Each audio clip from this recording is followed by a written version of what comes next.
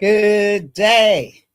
This is The Bigger Picture, and I am Dr. Ayodele Nzinga, and these are special BAMFest Biennial International 2025 editions of The Bigger Picture. And today, I have the great pleasure of having Nedra Williams with me for conversation. I'm so delighted because there's so much depth to today's guest. And the depth can begin with you, Ia, introducing yourself.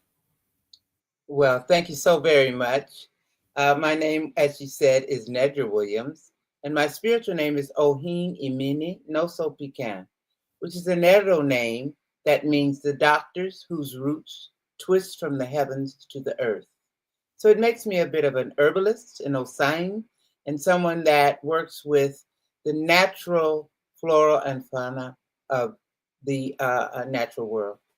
I am also an artist, a local Oakland artist, a visual artist, and I am a local priestess.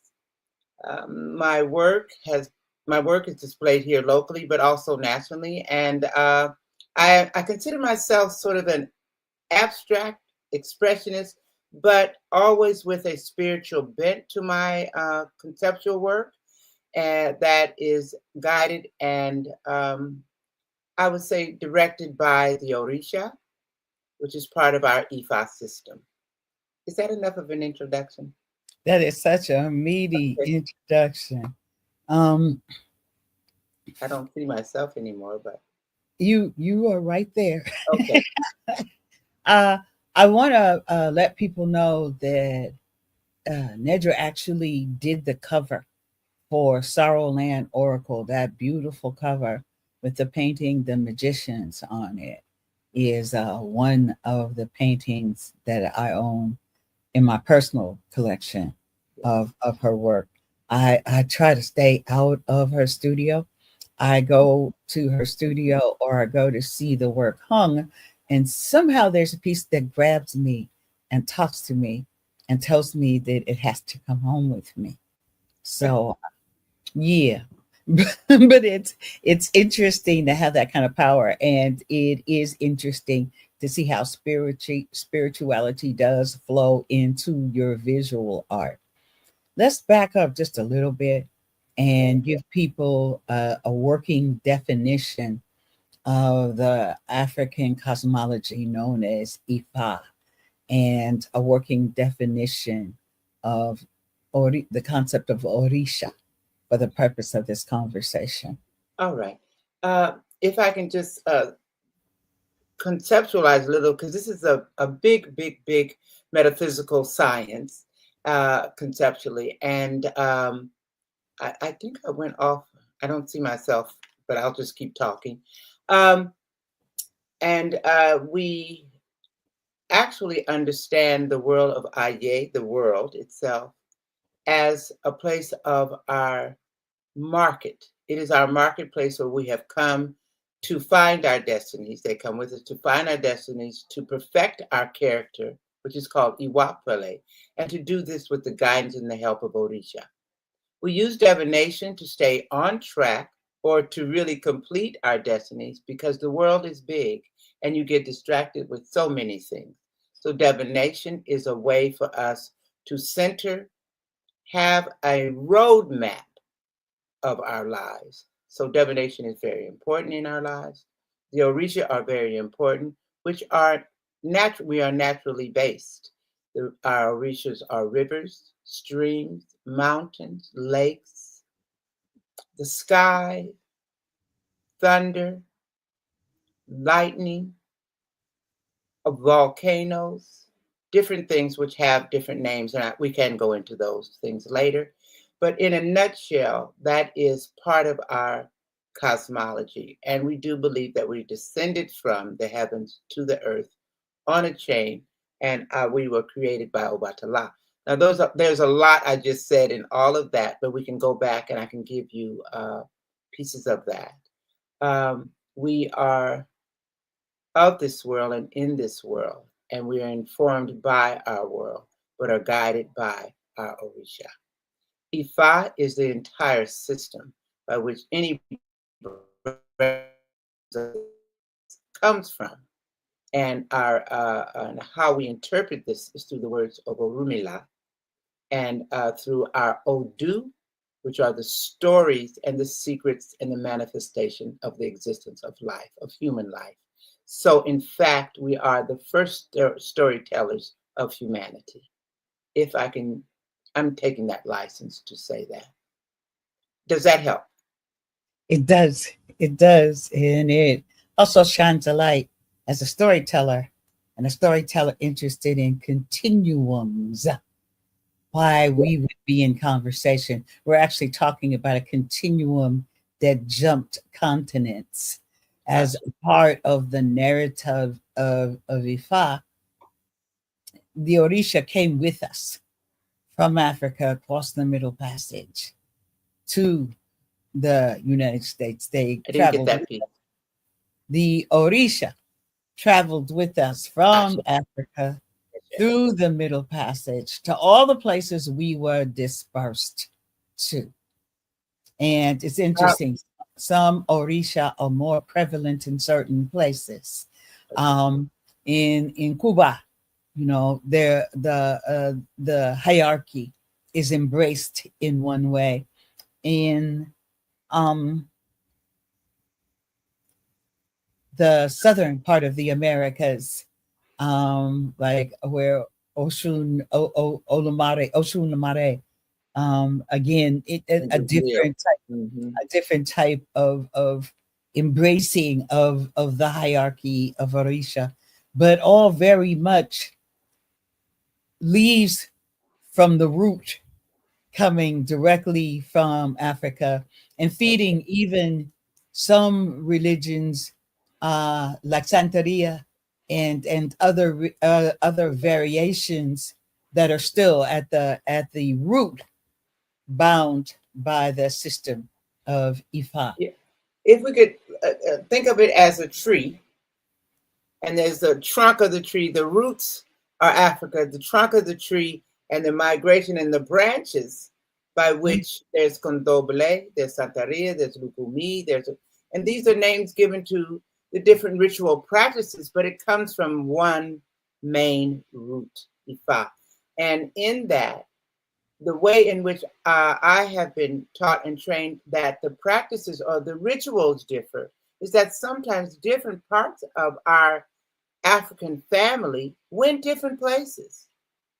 There's a strong Angola root in Brazil where it is called Condomble. And there's a strong Shango root in Cuba. And there's strong different roots in different places. And even in Condomble, Yamaya is very, very significant in Condomble, in Brazil. And here there in the Americas, we lost the drum and we lost certain other things. And so we lost part of that, but there's still the practice remained and the rituals remained. And it was considered different things. And we even had something that was practically called hoodoo, which is a part of the southern aspect and root of our knowledge of nature.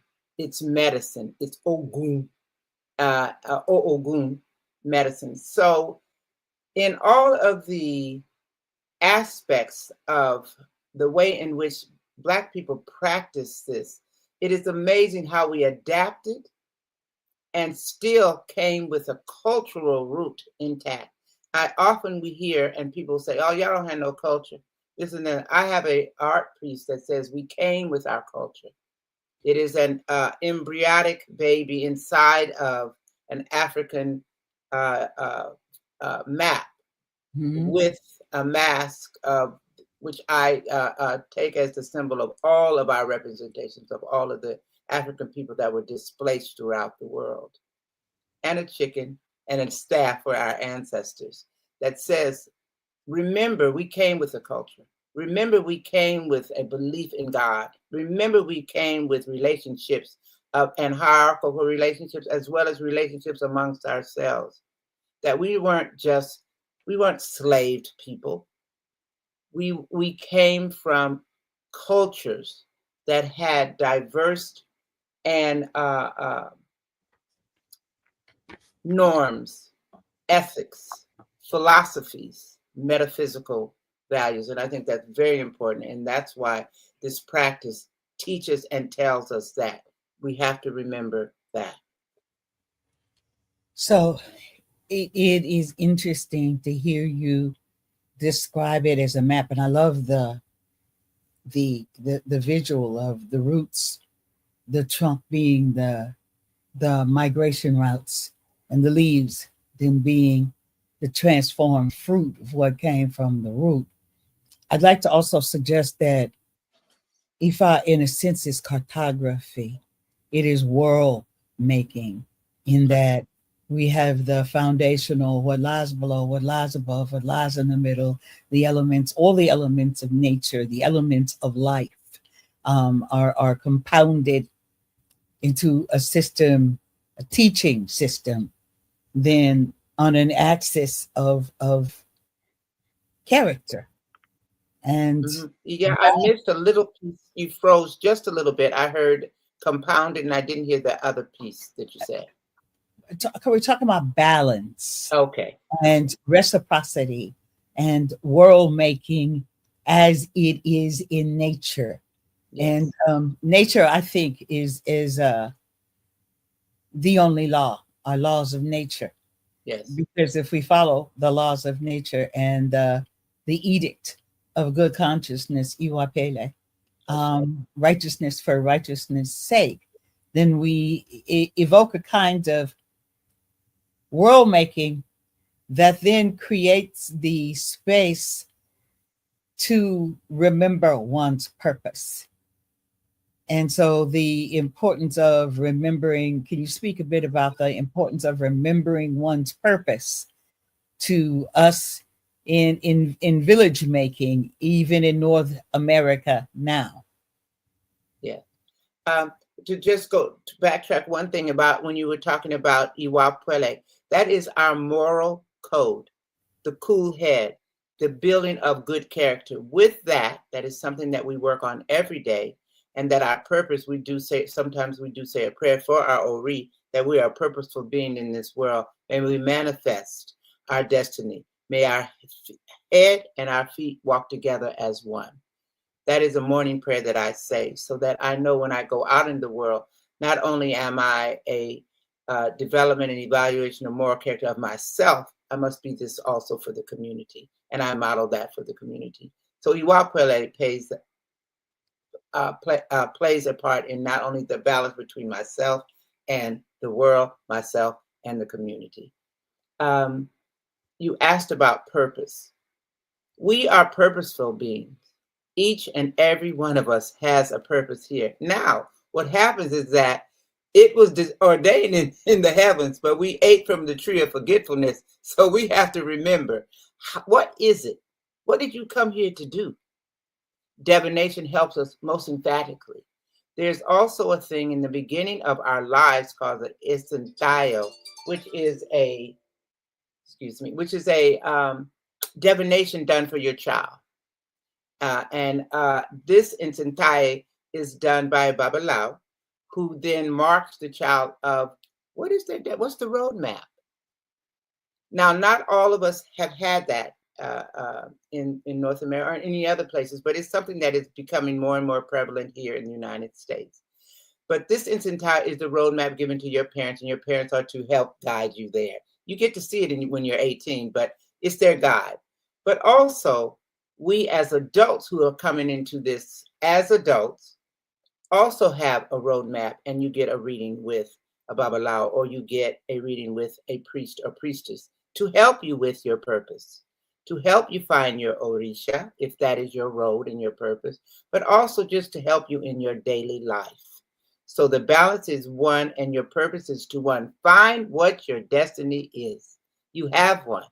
I think that even if you did not have a reading your family ancestral line, also gives you clues to part of your destiny. We also believe in ancestral reverence, which is a way in which we contact the invisible world, stay connected to those that came before us, because they also have a lineage with them. So that is also part of our purpose. Was I able to answer that partly for you? Yes, yes. This gives breath to the fact that I tell people I remember what I was told before I took my first breath.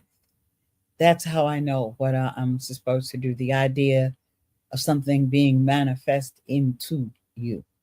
Um, I like to say that we have. I run errands for ancestors. Uh, So in order to do that, I have to be purposely open to that invisible world that is present with us all around us all the time. And I like to base my work on memory. I think that memory is so important for us overall as humans, but particularly for North American Africans, and particularly in this moment where it may seem like we've been snatched back to the cotton, you mm, know. mhm. Memory. I like to call myself she who remembers.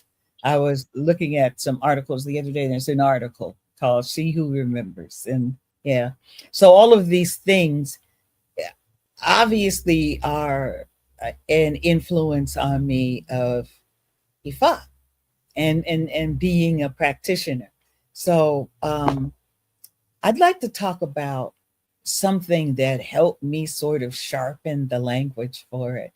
It said that Ifa does not come for you; you have to remember and then ask for Ifa.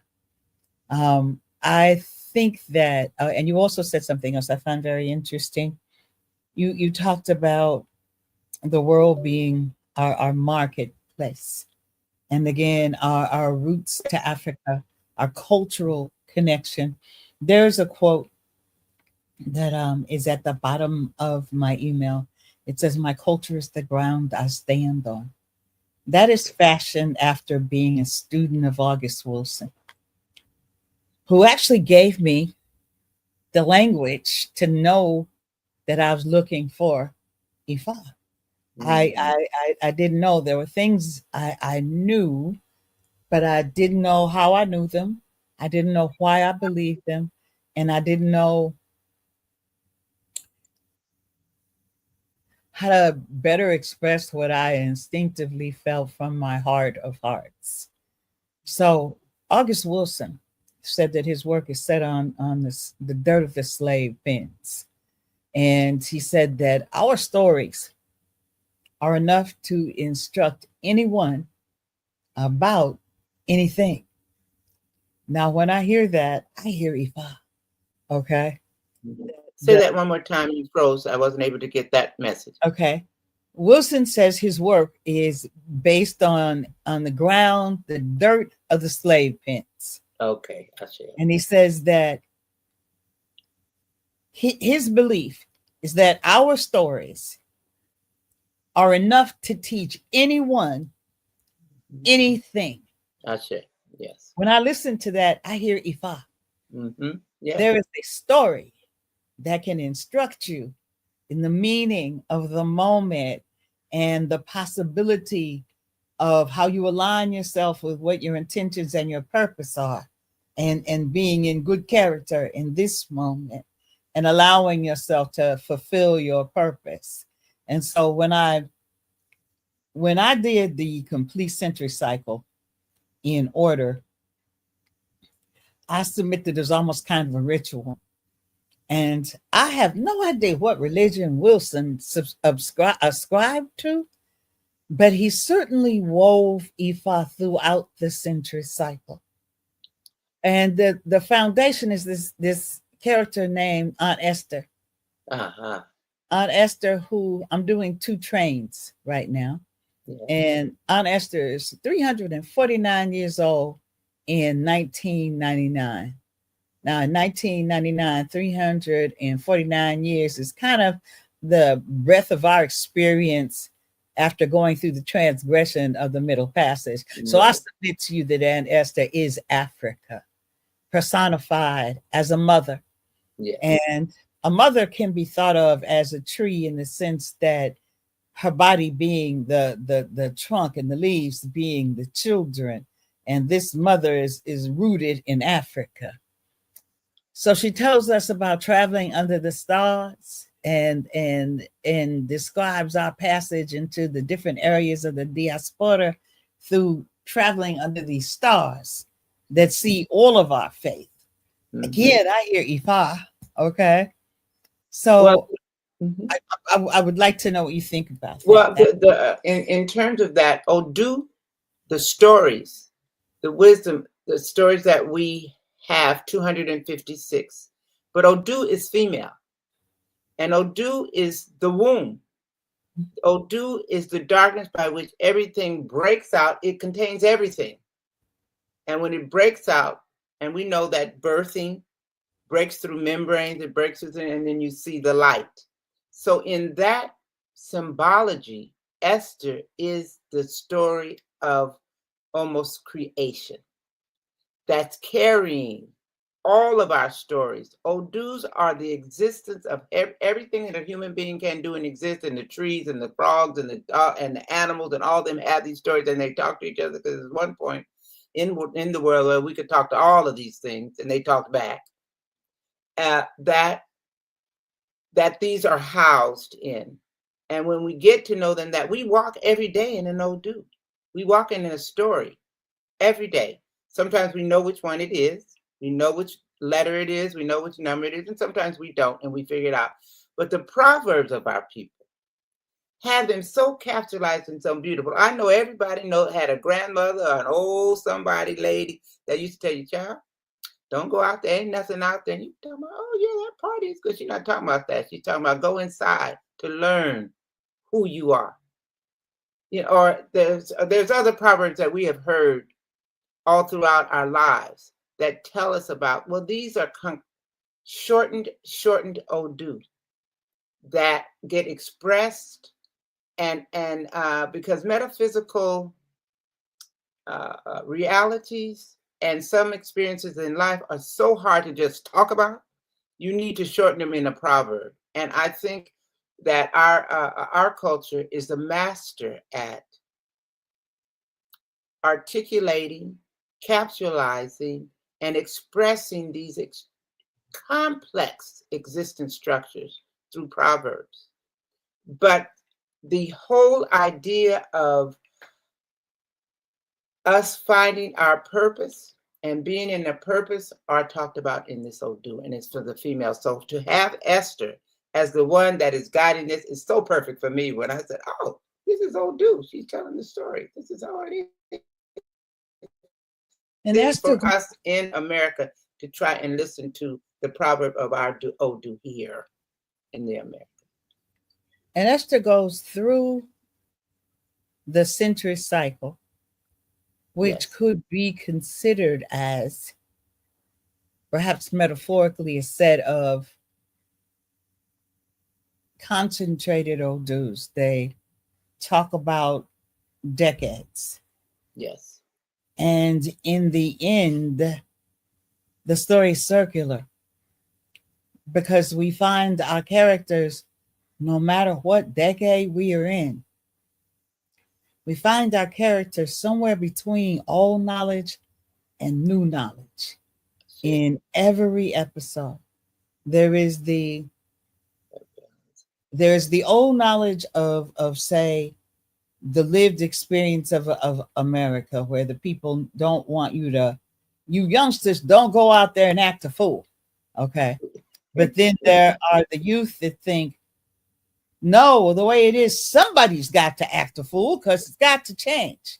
So there's constant tension between old and new, but also there's constant tension between what is African and what is American.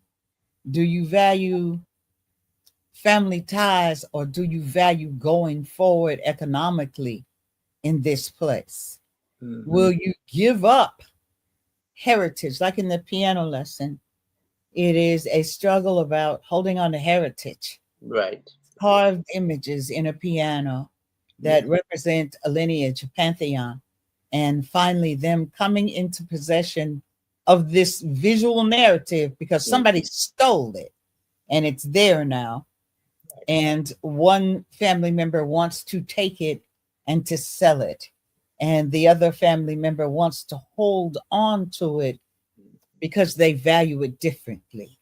So all of this pull between what is African and what it means to assimilate into America, and the tension between the two, and sort of marking our place in the conversation in each decade. Well, the tension of existence is that. I mean, and that it plays itself out like that, and that the voice of the ancestors, the voice of our lineage, is always going to be ringing to tell us something against this modern thing and in this background. And it is that tension that creates our present existence. So many times you have to divine, though, to make sure you get the right choice, because Eshu is the one that will give you the right choice. So in our belief structure, at certain significant areas and in the family, you have to go to Ifa to make sure that you make the right choice. And so within that tension of life, which is always going to be that duality. Listen here to this. Are you over here? But we got to move forward, because change, you can't stop change. That's the one thing you can't stop is change. So how do we transform? How do we transmute? How do we go to the next level and progress and go directly to our purpose that our ancestors told us way back there now? And we're in a totally different environment. How do we do that? Divination helps. The tension, though, is always there, because it is the tension that gives you the ashe to move forward. So you spoke a bit about the different leaves of Ifa. I happen to think of North American Africans as amalgamators of culture. And to a certain extent, all of us are. They say that the purest form of African culture can perhaps be found in Cuba, because their rhythms and drum patterns, which is a sacred language all on its own, that are lost to Americans, that are still practiced. If master drummers want to know the entire list of rhythms, they go practice in Cuba. And then I wanted to mention too that Ifa is not in Anglo religions. The Ifa, the Orisha were smuggled into the pantheon of saints and different into Catholicism. Yes, in Catholicism. And as Catholicism and Christianity sort of rub elbows, and Christianity is very absorbent of divine mythology. So there is the smuggling of the Orisha into the Euro system of worship as well. And for those that were colonialized by the Christians that were Catholic, you get Santeria, you get that face of it. For those that were colonized under a more Protestant thing, you don't get that same thing, and they took away the drum, but you might get something even like in you get Shango Baptist or something like that, or you'll get a more hoodoo sort of refrain. And so what I do find out about my ancestors that I think is just brilliant about who they were able to adapt, still seeing whatever their environment was. We don't have the cola nut anymore, but we got a coconut. I'm going to show you. You can see light and dark here. We don't have that. Oh, this tree, this is this herb. It's like this one. We adapted that knowledge that we brought with us. Even we smuggled in black eyed peas with us. you know, we brought certain things with us and knowledge. Now, many of our elders were left there because they wanted more young people, but still the knowledge of Ifa was with us and came with us, so that we were able to adapt the rhythm structure of what colonial system you were in, who retained what rhythms. We know that in the Angolan rhythms were more retained in Brazilian structure of the more Congo, and those were more absorbed in Yoruba, were absorbed in Cuba. But here in the Americas, those rhythms were, and so we have things like ring shout. You have the stomping, you have the clapping. We still have them though. The drum they took. However, they did not take the spirit, they did not take the rhythm, they did not take the ashe. So it manifests different, so that the branches came out different. Some of the leaves look a little different too. But that inner core, that inner manifestation of ashe, same. It's Ifa. It is Ifa. And so I'm interested in the separation of the drum. I would say they attempted to take the drum. They outlawed the drum. They made the drum illegal. You having a drum was kind of like having a gun today. You're not allowed to have that. But yet drum or heartbeat dialogue is also a part of the autonomous people here, the indigenous here, or people who drummed, you know? And so this amalgamation thing that I see in my head, if we were, my Christian metaphor would be Joseph and his coat of many colors. The idea that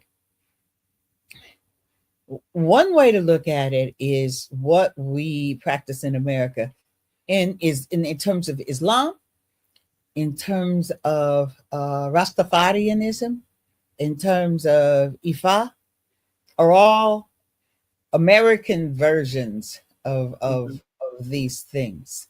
Adaptation. And adaptations, working with what we have here, fitting it into this narrative, making it our own here, so that it speaks to us and speaks for us. So I see us as weavers, amalgamators. There is very much a tribe of Africans who are North American. We are North American Africans. And so the recognition of that then opens you for where a lot of the narratives that concern myths of creation intersect, and where I think of Ifa when I think of the gods of my fathers, you know. And if we remember to go back and to go back and to go back, if my source or my origin is African, and then I have this belief system or this world making system that is then based on that belief. So talk to me about past and Eshu, who is the owner of the road, and the road opened that. who must be appeased before you can get to your own path. Again, we are talking about cartography here. To me, there is a toll keeper almost on the road that you must match wits with. Well, Eshu, you know, walking in the world, Eshu will allow you to choose to go the wrong way. Well, walking in the world is not free. I'm going to put it to you like that. That everything you would do, and we do believe that we sacrifice all the time, that it's a give and take with the world, and that you pay. There's an old dude, she who pays remains free. The king who pays remains free. The queen who pays remains free. And sometimes this payment is with struggle. Sometimes it is with deliberation. But we think of ourselves on a road, a path of life. This path of life is nothing but choice. You can do it or you not do it. Even not doing it is a choice. Do you understand what I'm saying? And for us, this is guided and overseen by the God we call Eshu, Elegba, depending on which branch of our, and I don't like to say that so much, but anyway, which branch you practice. Sometimes it's Elegbara Eshu. But it is the one and the God of choice. It is the first one we pray to and the end, the first and the beginning and the end for us in terms of acknowledgement in our opening ceremony and what you do in the mornings. Of course, I go to my ancestors and I say, but that is reverence, not worship. And so Eshu is a central uh, uh, Orisha in our tradition, because when you're born with a path. You're born with a road. You're born with some place to walk in. And so that is guided by Eshu. So we have prayers that we say to Eshu. And we appease Eshu many ways, with food, with birds, with sacrifices, with words, with songs, with rhythms. And so for us, Eshu is choice. Now, every day, everything you do. Do I get up in the morning? What am I wearing? No, you don't have to basically throw for those kinds of things, but it's a choice that you make in your head.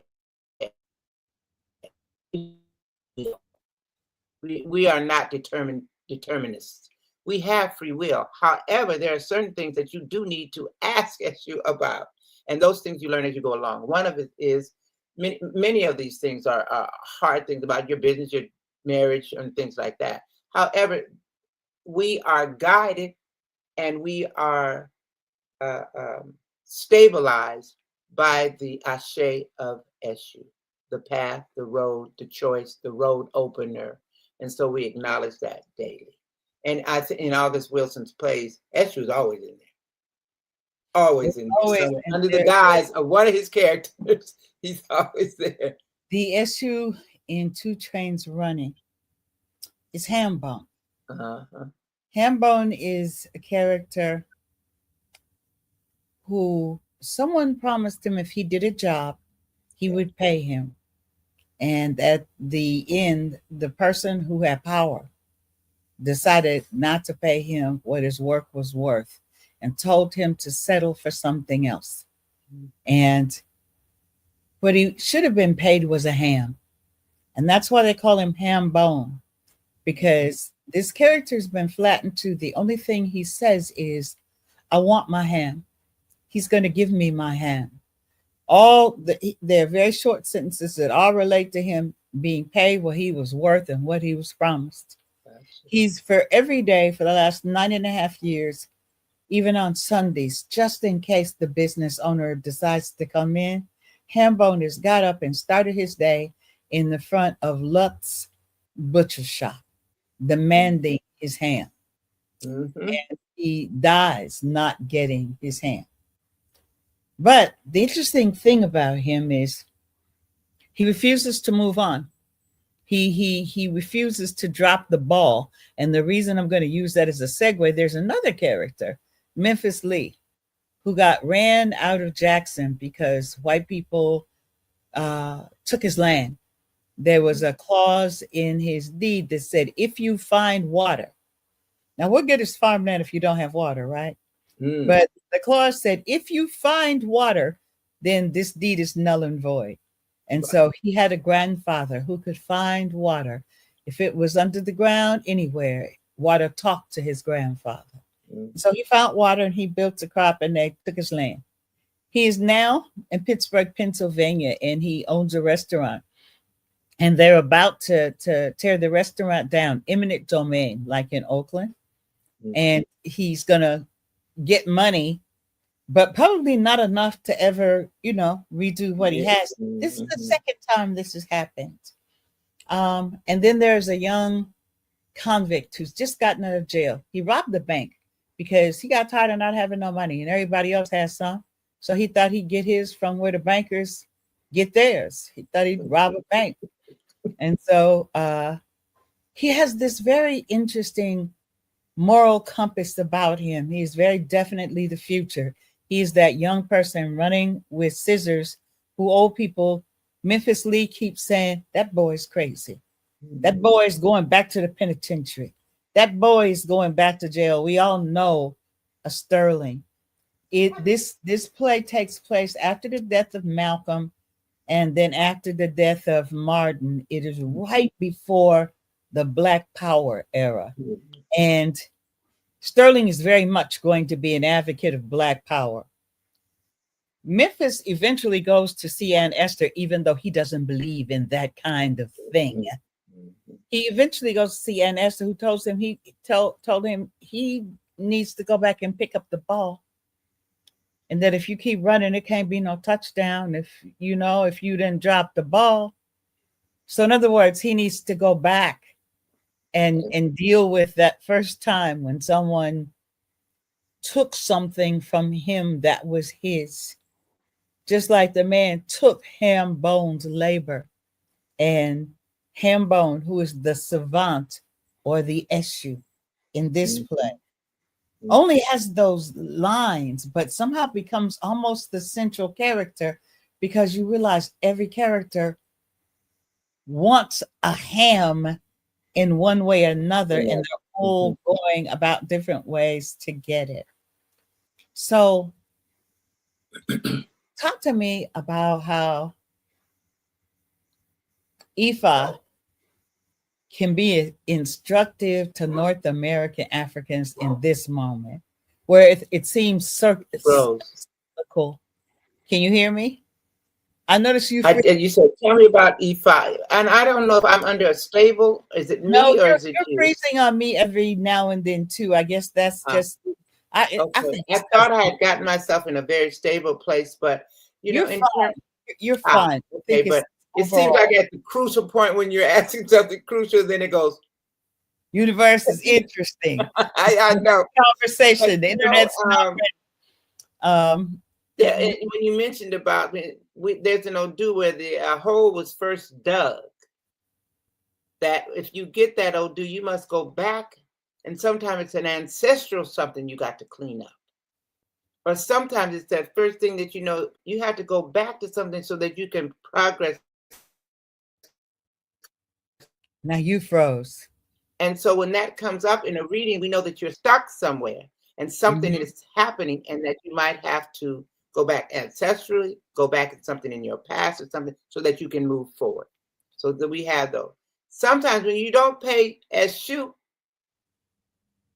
you will get, for instance, that man who had done that work for him, he was supposed to continually ask him, because Eshu was asking, where am I above? Where am I above? Where am I above? I can't move forward without my above. So these significant tellings I love in his work, because what he does, he tells us about Odu and human existence in these characters, and in this way, so that character of his name is Hambone. Hambone. We even got to think of Hambone. Where you been? Don't we have a little? There is a little ditty that goes like that. Yeah.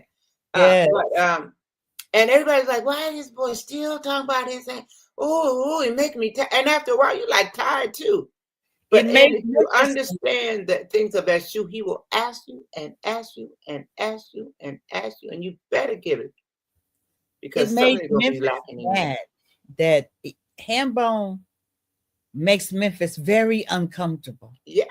I submit that Hambone makes Memphis uncomfortable because Hambone can hear and is listening to Eshu. Okay, we're not going nowhere until we get the ham. Everything stop.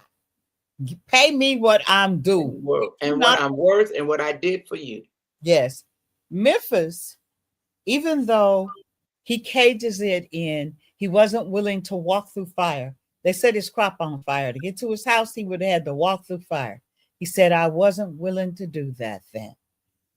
So he dropped the ball, although it is framed in to stay alive. I submit that it ate so much of him to do so until he could not see the Odu of Hambone that was right there in front of him.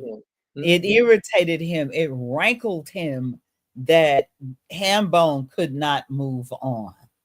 And so there is a character who tells him, Well, Hambone might be smarter than all of us, because he understands that once you've been wronged, you can't move on unless you're willing to accept something someone gives you that is unacceptable. And so Mm-hmm. this is Memphis very much accepted something that was one unacceptable Right. in order to be able to continue to live, at least physically. And sometimes this happens to us, but the Orisha know better than we. And sometimes we will just go on without, or it doesn't seem like it's the right thing to accept. But Hambo knew the right thing to accept and stayed true to that until his death, irritating everybody else. Like, what's wrong with this man? Because he was listening and this happens to us in life. And then I want and to then talk. sometimes, and this other person had to go rob the bank. Well, that really wasn't the way to go. And so, you understand that sometimes we, without listening to the Orisha and paying your due, because that is your payment to move forward in life, these things get stuck, and it reverberates throughout the community, throughout the people you with, and all those kinds of things. So you saw these things happening to the characters around Hambone, excuse me. Yeah. I want to talk to you about a couple of things. One, Yes. I want to get a read on what Orisha Sterling lines up with. He's the one who robbed the bank. And then I would like to talk to you about numbers. Numbers, because in this particular time period, gambling and the idea, again, this is a metaphor being played with by Wilson. Mm-hmm. Gambling and running the numbers, which were ways to stay alive. They were invented business. All this is SU stuff now. All this is SU chance, So, gambling, and risk taking. All this is some SU carrying on. Stanley Hunt plays Wolf, the numbers man. All this is chance. SU is chance. Flip of the dice, flip of the corner. All this, because SU has this side. I looked up one night, and the actor who plays it's also SU can get you into some things too now. Am I breaking up? A little bit, but we're at a really good part. Okay, so the numbers man, an SU. I looked up one night, and he was wearing Mix Max socks on stage. Mm-hmm. That's an SU trait, is it not? Yes. Mismatched socks. I thought that was so like, oh my goodness. And it was like, okay, so he's wearing mismatched socks. Mismatched socks. That could have been part of his juju, his luck, his stuff. Well, it was Stanley Hunt. And so Stanley. Yes. Stanley wears mixed match socks in real life. And the first time you saw him, you said that's an attribute of SU. Mm-hmm. And so he intuitively bought this. He couldn't find his character's socks that night.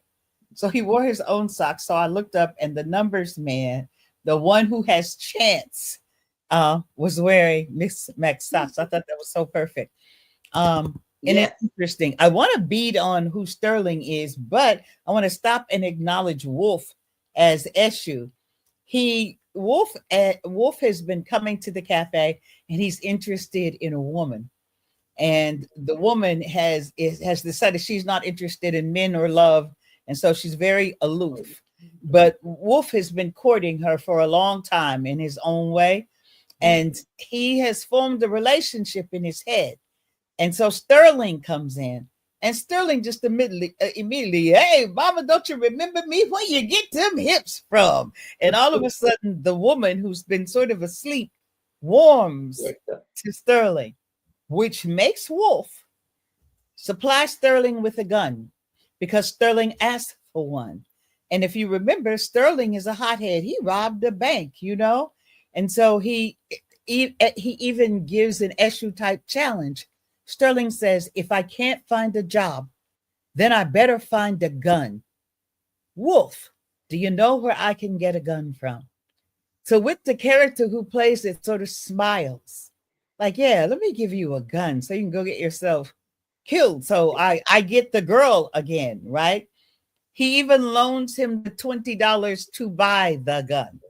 So very, very Eshu, letting you make your own decision, whether it's a good or a bad decision. Mm-hmm. But not on Or the can get you into some trouble, or can get you into some escapades that you don't want to be in, because you do have choice. So he's testing you. You know this wrong. Okay, I'm gonna let you go. Go on there. I'm gonna let you hang yourself. Go on. Now, in the other character who is the hothead, could be several different types of uh other type on different Orisha or more so. things about Sterling. Those that have fire with them, and Sterling is on the verge of the Black Power movement, and he is a proponent. He's a Shango. Team It could be Malcolm. Shango. It was very Shango to me. Yeah, it At could be the very end, Shango. at the end of the play, Hambone dies, and he just goes home one day, lays down across his bed, and dies a peaceful death. Mm-hmm. And then people find out that no one really knows who he is, Right. and what his real name is. And the Undertaker reveals that Hambone's gone through something horrible. He's got like scars all over his back and stuff. So he was in a penal system or something, and Right. badly Right. used, to the point where when he got to that point with the ham, it was like, nope, okay, this is it. This is Mm-hmm. This decide, is nope. So I ain't going. at the end, okay, there's a conversation in the beginning where the Undertaker says he will put anything in anyone's coffin. You know, it's strange what people want in a coffin, but he'll put anything in there. And so at the very end of the play, they're all sitting around. Memphis has gone to see Aunt Esther. He's made his sacrifice. The sacrifice Esther always asks for, she demands to be paid, but she don't take the money. She said, you got to take it down and throw it in the river. And she says it'll come to her. So Memphis, who didn't believe anything, went through his money in the river. And then Sterling went through his money in the river too. And it seemed like what Sterling gained was kind of a cool head from it. But at the very end, now everybody's in the same room. They're mourning Hambone's death, and Memphis comes in triumphant. He did what Aunt Esther said, and he's got more money for his land than he thought he was going to get. And Sterling leaves, and he goes out, and you hear an alarm. You hear glass breaking, and you hear an alarm. Sterling comes back. He's stripped down to a wife beater. He's got blood on him, and he has a ham in his arms. And he gives it to the Undertaker, and he says, "Here, put this in Hambone's casket." Mm-hmm. Who is Sterling? Oh. Who went and it could be either That's Ogun or it could be a Shango, but who profit and give him back what he was supposed to have? You're talking about Sterling. Sterling, the same one who robbed the bank, the same one who asked Eshu for the gun. Probably Shango. He feels like a Shango to me. Mm-hmm. He does that, the justice. So finally, at the very end, to give him justice. Mm-hmm. Mm-hmm. So Shango that gives justice to the situation, even if we don't see it or however we see it, that is justice for Hambone. He got his hand even in death. He received what he was supposed to have, and it was Shango that had to bring it to him. The one that put, yes. And yeah, it's his even though people don't talk about August Wilson and Ifa a lot, he knew about Ifa. And I don't know which Orisha he had on his head, but I know that he went to ceremonies and he was there in Harlem with the people that practiced. And so he was very well aware of spirituality. A lot of our African spirituality, from the Christian aspect all the way. He was aware of our spirituality in North America, as well as in other places, but he also knew the roots of that into Africa and was able to show us the Orisha through his work. I think his interest in his statement that he bases his work on the dirt of the slave pens.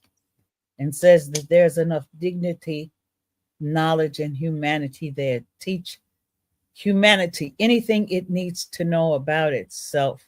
Okay. It's like a commitment to nurturing us through art to help us remember and to weave it into the tapestry of ordinariness. Yeah. Wilson's work is never about a major event. It always sits between major events.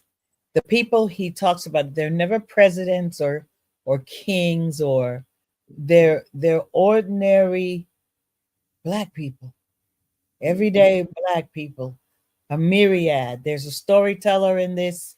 There is a story about love inside this. Yeah. There's a whole world here that is instructive. What do you think about the proverb, I I who okay, I fear the water, cannot walk by the lakeside. The who of the water? I fear the water does not walk. That's it. I fear the water does not walk by the lakeside. He who fears the water does not walk by the lakeside, or she who fears like that. Either way, yes. Yeah, yeah. Um, if you afraid, okay, it's just almost like somebody that's saying, if you fear something, you're not going to be all up. Let me just try and think of this existence. I think I might have to use something else. It was Sterling's. Oh, it was told to Sterling by Esther. Mm-hmm. I'm trying to find. I'm trying to find to say it how I need to say it so that you can get what they're saying. But it's almost. You got to. Ooh, it's eluding me. I think it's something about not being fearful. It is about that, but situation that you're in, that you have to navigate. If you are afraid of water, then you won't walk by it. But you have to. I mean, and you have to somehow overcome your fear of what it is you have to do in order to manifest whatever it is that you're trying to manifest or give birth to. Like you can't hold on to all goodness if you want to be good. You can't if you got to be if you're trying to help somebody with something, you're gonna have to give some of that away. You can't keep it all. It's those kind of things. It's the give and take of life. If you fear the tree, those that oh, I have it in my head. Don't walk by. Ooh, I can't get that the parable. The way in is the way out. The way you know, I'm trying to. I can't get the parable right, but it is that those that fear. If you're having the fear, you don't walk by. So you need to walk by it. You need to get in it. You need to do that thing that you are fearful of. Those that don't climb can't see he who can't climb a tree can't see their life, or he who can't see the forest. Who can't climb the tree can't see the forest. So you need to climb the tree. Something like that is what I'm trying to say. Oh, it's hard though with these parables. But your thing is about fear and overcoming fear. You have to do that thing that you're afraid to do. Yes, that's what I think. And that fear will always stop you. Way to overcome your fears. Finally, he said, what is this throwing this money got to do with throwing it? That don't make no sense. I love money. Why would I throw this money away? What that got to do with anything? But to break that, you have to. And it was Oshun that's taking it. That's so that your stuff can flow. Because that money is stagnant in your hand. Throwing it into whether you get it or not, Mhm. releases that ability for the stuff to start flowing for your life. So it's that type of a thing that she's trying to say. That's why I have to tell people to throw the money into the thing, because people say this is good money. You spend money. I'm like, no, throw it in, because somebody down the thing is going to find it some way. I have to give alms. This is part of my condition.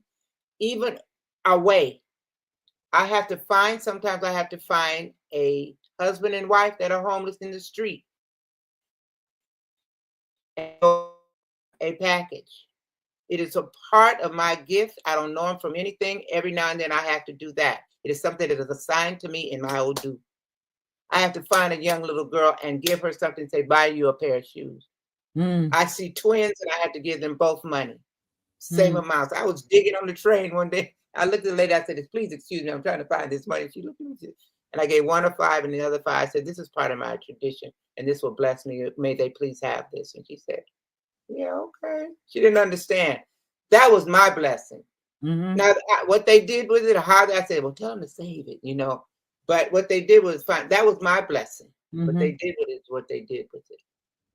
Do you understand that give and take of life? Whether I see the end result doesn't matter. That actually me giving in the sacrifice is what's going to evolve me and evolve them too. This has been so good. I told you this hour would go super fast. Wow, we We finished. we Oh yeah, no, I'm we thinking are we're getting started. no, we bumping up on an hour, and that's why it would be a good idea sometime in the near future for us to sit down again Okay, and go a little further. I okay, think that we've made the point that Wilson's work is shot through with elements of Ifa, yes. and in there are also echoes in his project itself, the construction of a type of cartography or a nod to a cosmology, a world with values inside of it that guide those underneath. And And there's it's also, go ahead. I just want to say one thing is that this is not a frozen because we have 256 plus one, because there's always going to be a discovery of a new Orisha, or a discovery of some new existence, because technology doesn't come in now. Don't think it's not a part of our Odu system. But this is not only, it's not, I want people to understand it's not like an additive on religion. It's culture, but it's science, it's math, it's art. All of these things are talked Metaphysical. about in Odu, in Ifa. So this was our science. This was our metaphysical. Everything was called the science of. But now science has become these molecules. It's a very small discipline of life now. For us, the science of Ifa is living. And some people, they're now calling it the religion. It's human existence in its evolving way. And it is divine in that our purpose is to find the divinity within yourself so that you may move forward in your destiny, but also evolve and find elevation in your life. So if you can, and all of this happens to all of his characters. All of his characters either evolve or stay stagnant. This is very true. There's always an issue. Mm-hmm. There's always choice. There's always pull between the tradition and what can be in terms of possibility. There is always a line of Iwapele. What's right, even if it doesn't look right or flies in the face of tradition, what is actually right. And so all of these elements together in world making mirror a practice called Ifa that is an evolving, living practice. And again, a nod to the master for incorporating worlds inside of worlds. And I have really enjoyed this conversation, unpacking an element in Wilson that could be overlooked. for those who are unenlightened or unaware. And so thank you for helping me to raise that awareness of those elements. And thank you as always for your time. It's always such a pleasure to be in your presence. Ashe. Thank you. Thank you for allowing me to be here with you today. So thanks everybody for tuning in. This has been The Bigger Picture. I am Ayodele Nzinga. My guest is Nedra Williams. Nedra, as a final thing, would you please tell people where they can find you online? What? Uh-oh, I think I froze. As a final Would I thing, what? can you tell people where they can find you online? Oh, Aren't you at Ashe Woman? Ashe Woman, that's me on online. The little Instagram. asterisk, Ashe, yeah, Instagram. That's me, Ashe Woman. And also on Facebook, I am Nedra Williams, or I am Conjure Collage Art. And if you want to see some of my art, it's www.artpal.com/conjure collage. I should have put this up on the chat or something, but if you find me there, I will respond. And So if you'd like to find out more about Nedra too, hit the participants page on BAMBDFEST.com, okay, let and me we see if I will can have put it all in. of the links for you to follow. All right. Yes. Thank you. Bye-bye. I shall. What to put it.